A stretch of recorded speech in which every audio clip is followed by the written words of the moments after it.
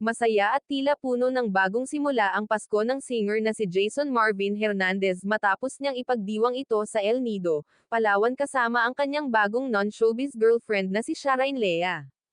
Sa kanyang Instagram stories noong December 24, 2025, ibinahagi ni Jason ang ilang litrato nila ni Sharaine, kabilang ang isang kuha habang magkatabi silang naka-workout attire sa treadmill, na may caption na, El Nido Christmas, at nakatag ang Ancla Beach Club and Boutique Resort bilang lokasyon. May mga larawan rin siyang kasama ang ilang kaibigan, na lalong nagpatunay na masaya at payapa ang kanyang selebrasyon. Sa El Nido, Palawan nakabase si Jason mula noong taong 2022.